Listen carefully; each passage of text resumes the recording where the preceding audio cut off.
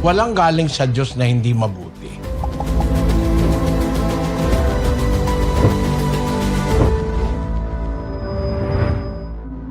Ang demonyo, kahit natutulog ang tao, sumisingit yan eh.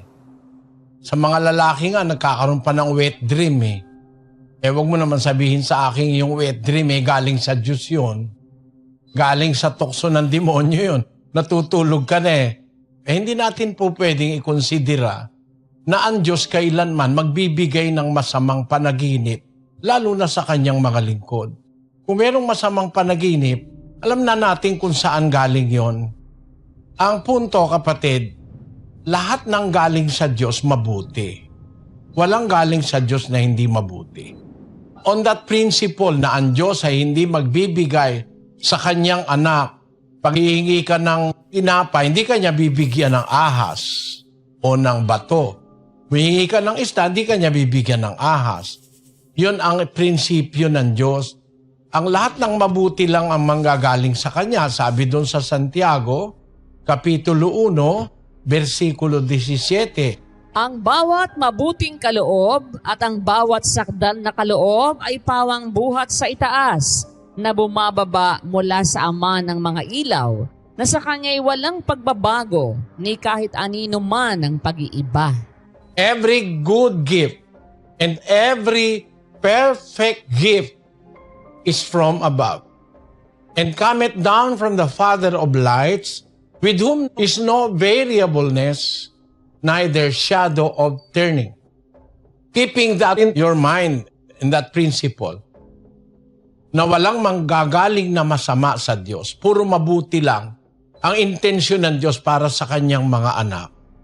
Pag nakapanaginip ka ng masama, hindi galing sa Diyos yun. May ibang pinanggagalingan nun. Kaya ang dapat nating trato sa panaginip, yung nasa 5:3 na Ecclesiastes. Sapagkat ang panaginip ay dumarating sa karamihan ng gawain, at ang tinig ng mangmang sa karamihan ng mga salita. 7.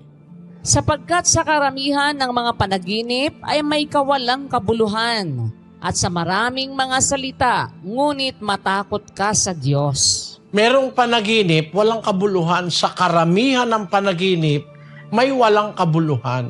At tinan mo ha, ang tao na nanaginip, more or less, every 30 minutes na ikaw ay tulog, ayon sa pagsusuri ng mga dalubhasa. Everyone dreams while they are sleeping, but not everybody remembers. So if people tell you they don't have dreams, they are lying or mistaken. Yes, but not everyone remembers them when they wake up. Humans dream every 1/2 hour and seldom remember most of them, and that's because they are in total REM, sleep, meaning a deep sleep with eyes moving back and forth under closed eyes. Yan ang pagsusuri ng mga siyentipiko, ng mga psychologists, na ang tao nananaginip bawat medya ora. Kaya kung natulog ka ng 8 oras, 16 na panaginip yun, di mo lang natatandaan lahat. Minsan wala kang natandaan, pero may panaginip ka. Ang ibig sabihin, kapatid, yung salita ng Diyos sa Biblia, sa karamihan ng panaginip, may kawalang kabuluhan.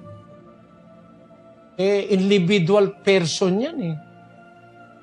Hindi naman yan marami eh.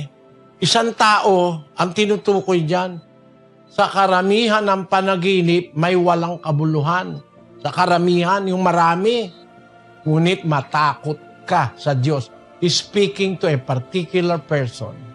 Ang tao maaaring managinip ng maraming panaginip. Pero walang kabuluhan ang panaginip. Ngayon, ganito kapatid, maiisip mo ba kung ilang taon na si Jose? Palagay mo si Jose ay 30 anyos nung maging magnobyo sila ni Maria. Nakita niya isang araw si Maria, nalaman niya, buntis pala, malaki na ang tiyan. Nagtaka si Jose. Hindi ko naman ginagalaw ito, ba't lumaki tiyan nito? Anong nangyari? Palibas ay lalaki siyang matuwid. Ayaw niyang ihayag sa madla ang kanyang kapurihan. Nagpasyang hiwalayan siya ng lihim.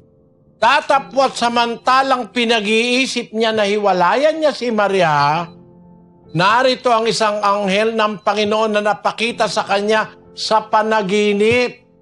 Jose, anak ni David, huwag kang mangamba sa pagtanggap kay Maria na iyong asawa, sapagkat ang kanyang dinadalang tao ay sa Espiritu Santo. Hindi ka naturotot, Jose. Hindi ka pinagtaksilan ni Maria. Hindi yan nakipag-date sa ibang lalaki.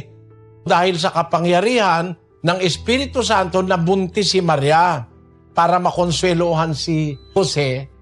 Kaya nangyari yan, sabi nung anghel, sapagkat yan ang hinulaan ni Propeta Isaias. No? Narito, ang isang dalaga ay magdadalang tao, manganganak ng isang lalaki. Sabi nung anghel kay Jose, katuparan niya nung sinabi kay Propeta Isaias, ang isang birhen magdadalang tao. Kung ikaw si Jose, makukonsuelo ka ba talaga palang birhen ang asawa ko? Kasi hindi naman siya nakipag-ano sa ibang lalaki. Alagay ko, pagkagising ni Jose, hinanap agad yung libro ni Propeta Isaias Ang tinaning niya, talaga nga pala ikaw ang nakalagay dito, birhen. Ako lalong napamahal sa kanya si Maria. Kasi magiging ina siya ng tagapagligtas Kesa magduda siya, nakapanaginip siya. Na yung panaginip niya, totoo, talagang may hulang ganon. Sa dami-dami ng napanaginip ni Jose, kung 30 taon siya, lahat na ngayon, hindi naman maiko-consider na lahat yun makabuluhan. Pero itong isang ito, makabuluhan ito. Kaya, hindi lahat ng panaginip may kabuluhan. May walang kabuluhan.